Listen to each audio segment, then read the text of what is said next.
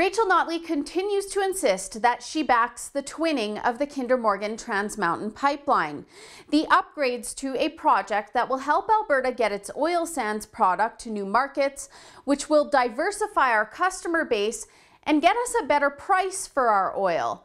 This project is absolutely crucial for Alberta and has already been approved by the federal government. But there's fierce opposition coming from the new and incoming government in British Columbia. Premier-designate and NDP leader John Horgan is vowing to put a stop to this project. He's made it very clear that he will use every tool at his disposal to end the expansion. And at the Stampede Investor Forum earlier this week, Rachel Notley said she had a chance to talk to Horgan, but that she only touched upon the most important problem that exists between the two provinces, that Horgan hasn't been elected as premier yet, and that these conversations are best had between the two of them. Sounds more like a lot of excuses being made to me. She also went to vocalize her concern about oil workers and to say, we've capped oil sands emissions, which means, and this is really important, it means the twinning of the TransMountain pipeline will not lead to higher oil sands emissions.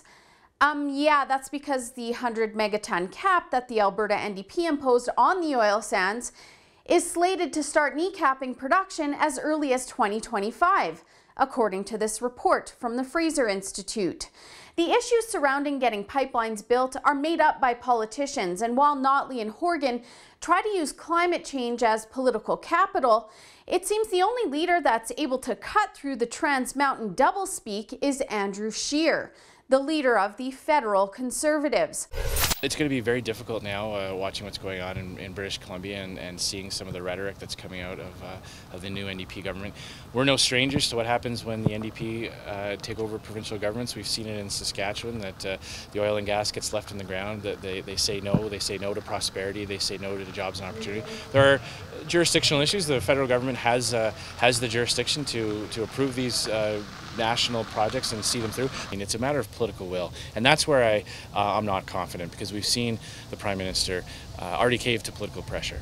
And when you look at the remarks he's made about phasing out the oil sands, he's obviously not proud of Alberta's natural resources. He's not excited about developing new opportunity. All the while the United States has signed deals for LNG with China that have become a net exporter of energy, we've let billions of dollars of investment and development leave Canada, and that's a direct result of political action, not because of market forces.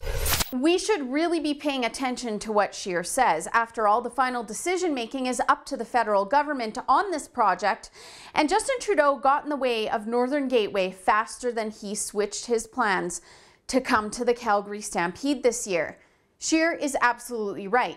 We must be wary of what these politicians are saying and only believe them when they act on what they say.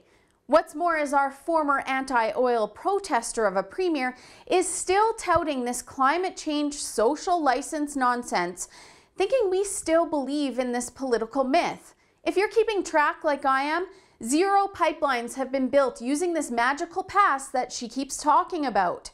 And as always, we have to read between the lines when it comes to what Notley says for votes and what she really thinks.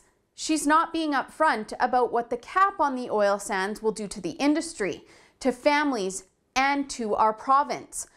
The 100 megaton cap will result in less jobs and less money coming into the province. She says we need this pipeline to export more oil. But what this cap does is makes it impossible for us to do that. She can't have it both ways. And remember, a lot of the members and elected people in both the federal Liberal and provincial NDP have protested pipelines like TransMountain publicly. So they can come to Calgary and play dress up in their Stampede gear all they want, but we can't really trust politicians that have been vehemently against Albertans and the oil and gas industry for the majority of their careers, and then suddenly turn pro-oil when it benefits them the most. For the Rebel.media, I'm Holly Nicholas. Thanks so much for watching. We're trying to raise $1 million for the Spear kids after their dad was killed by convicted terrorist Omar Khadr, who has now been made a multi-millionaire by Justin Trudeau and the Liberals. If you can help us out, please visit spearkids.com.